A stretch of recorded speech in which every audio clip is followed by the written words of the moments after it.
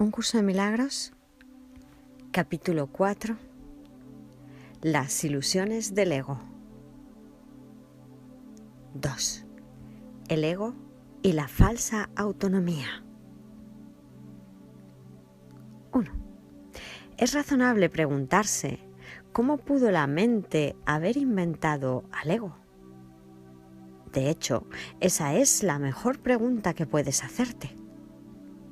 Sin embargo, no tiene objeto dar una respuesta en función del pasado, porque el pasado no importa y la historia no existiría si los mismos errores no siguiesen repitiéndose en el presente.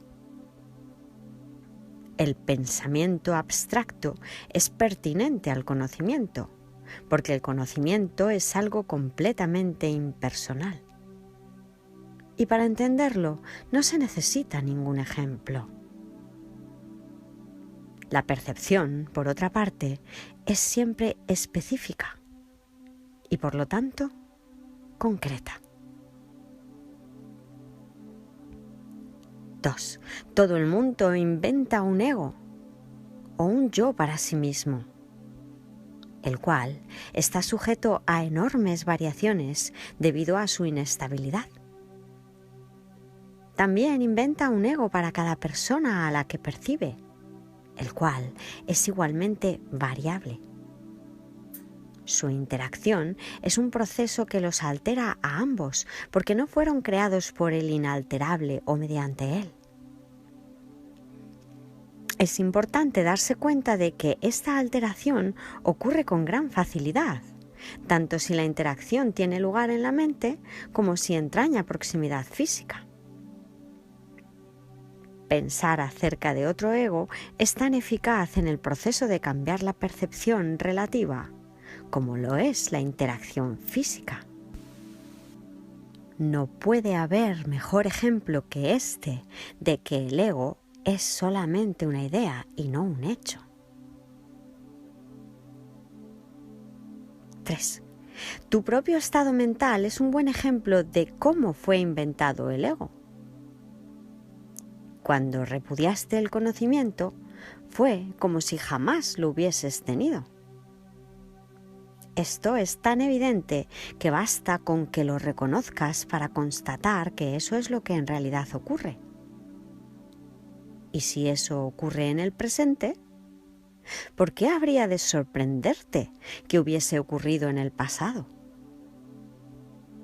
Asombrarnos ante lo inusual es una reacción comprensible. Pero asombrarnos ante algo que ocurre con tanta frecuencia no lo es en absoluto. No olvides, no obstante, que la mente no tiene por qué operar así, aunque así es como opera ahora. 4.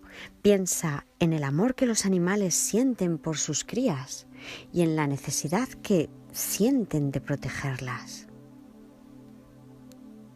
Esto se debe a que las consideran parte de sí mismos. Nadie repudia lo que considera parte de sí mismo.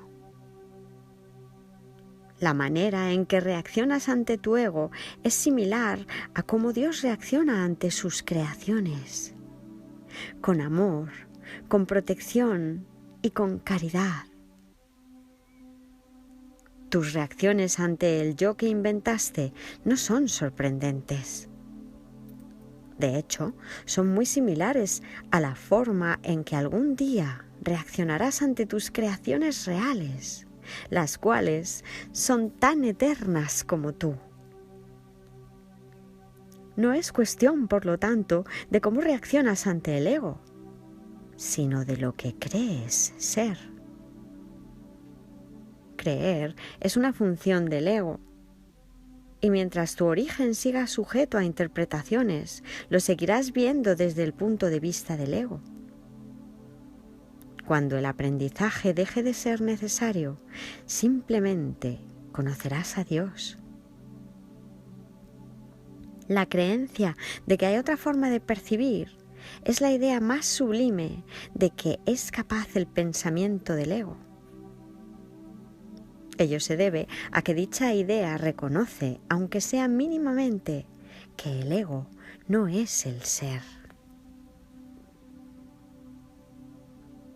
5. Socavar el sistema de pensamiento del ego no puede sino percibirse como un proceso doloroso, aunque no hay nada que esté más lejos de la verdad.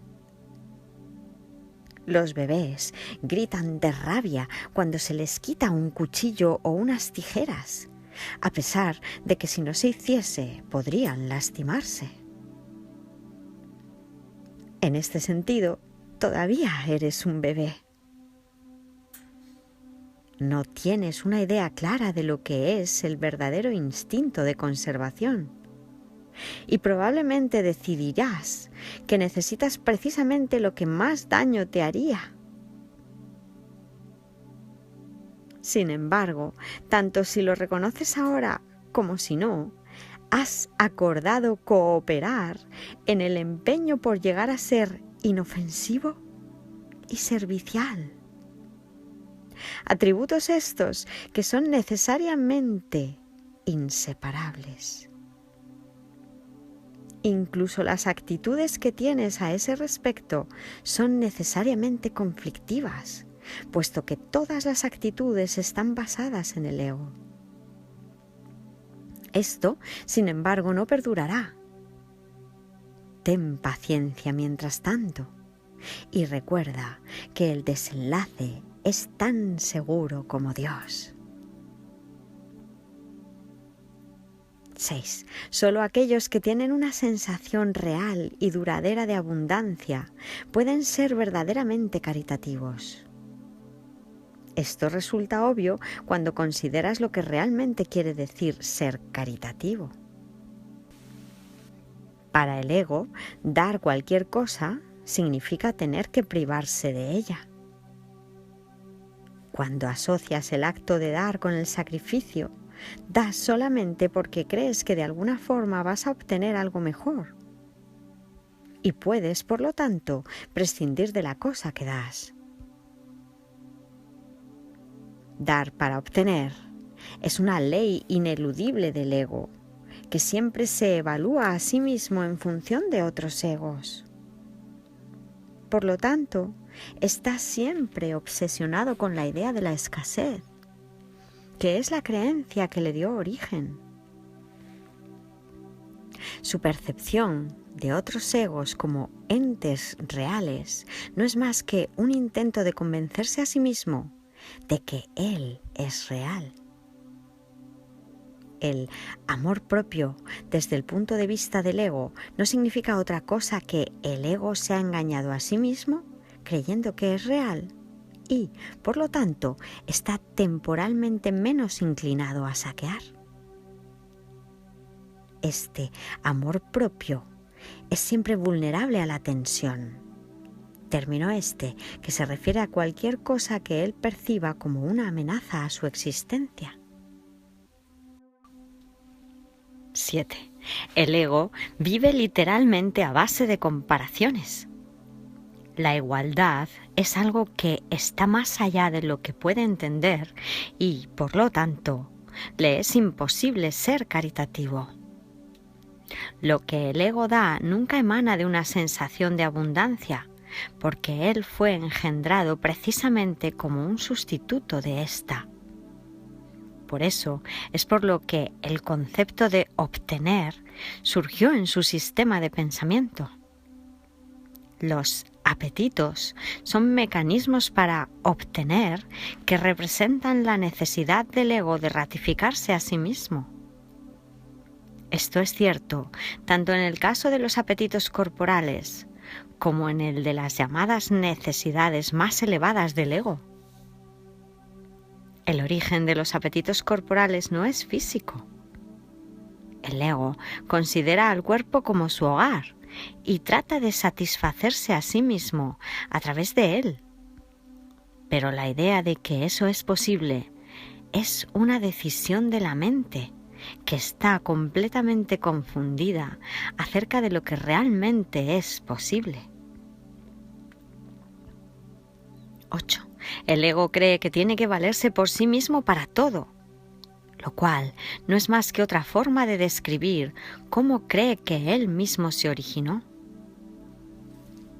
Es un estado de tanto temor que lo único que puede hacer es dirigirse a otros egos y tratar de unirse a ellos en un débil intento de identificarse con ellos o atacarlos en una demostración igualmente débil de fuerza. No es libre, no obstante, de poner en tela de juicio la premisa que da lugar a todo eso, pues esa premisa es su base. El ego es la creencia de la mente según la cual tiene que valerse completamente por sí misma. Los incesantes esfuerzos del ego por ganar el reconocimiento del espíritu y establecer así su propia existencia son inútiles. El espíritu en su conocimiento no es consciente del ego. No lo ataca, simplemente no lo puede concebir en absoluto. Aunque el ego tampoco se percata del espíritu, se percibe a sí mismo rechazado por algo más grande que él. Por eso es por lo que el amor propio, tal como el ego lo concibe, no puede por menos que ser ilusorio. Las creaciones de Dios no crean mitos, si bien el esfuerzo creativo se puede trocar en mitología. Esto puede suceder, sin embargo, solo bajo una condición: lo que fabrica deja de ser creativo. Los mitos pertenecen exclusivamente al ámbito de la percepción, y las formas que adoptan son tan ambiguas y su naturaleza está tan marcada por la dicotomía entre el bien y el mal, que ni siquiera el más benévolo de ellos está exento de connotaciones aterradoras. 9.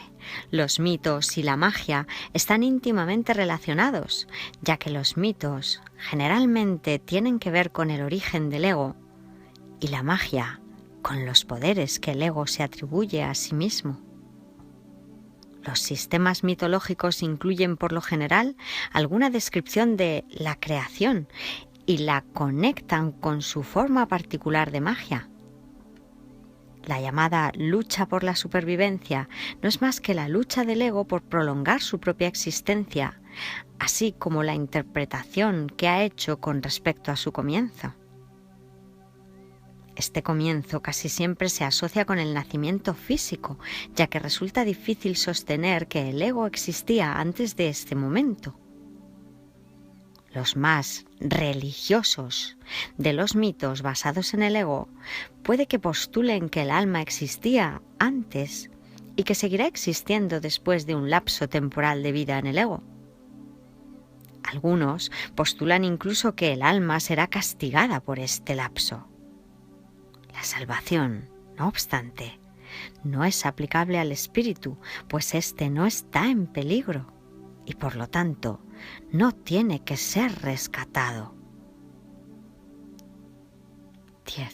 La salvación no es otra cosa que mentalidad recta, que aunque no es la mentalidad uno del Espíritu Santo, se debe alcanzar antes de que la mentalidad uno pueda ser reinstaurada. La mentalidad recta conduce automáticamente al siguiente paso, ya que la percepción correcta está completamente exenta de cualquier forma de ataque y, por lo tanto, la mentalidad cerrada desaparece. El ego no puede sobrevivir sin hacer juicios y, por consiguiente, se le abandona. La mente tiene entonces una sola dirección por la que avanzar. La dirección que sigue es siempre automática, pues no puede sino acatar los dictados del sistema de pensamiento al que se adhiere. 11. No se puede hacer demasiado hincapié en el hecho de que corregir la percepción es simplemente un expediente temporal. Dicha corrección es necesaria únicamente porque la percepción falsa es un obstáculo para el conocimiento, mientras que la percepción fidedigna es un trampolín hacia él. El valor de la percepción correcta reside en la conclusión inevitable de que toda percepción es innecesaria. Esto elimina el obstáculo por completo. Te preguntarás cómo puede ser posible esto mientras parezca que vives en este mundo. Esa es una pregunta razonable. No obstante, tienes que asegurarte de que realmente la entiendes. ¿Quién es el tú que vive en este mundo? El espíritu es inmortal y la inmortalidad es un estado permanente. El espíritu es tan verdadero ahora como siempre lo fue y lo será siempre, ya que no entraña cambios de ninguna clase. No es un continuo ni se puede entender tampoco comparándolo con un opuesto. El conocimiento nunca admite comparaciones. En eso estriba su diferencia principal con respecto a cualquier otra cosa que la mente pueda comprender.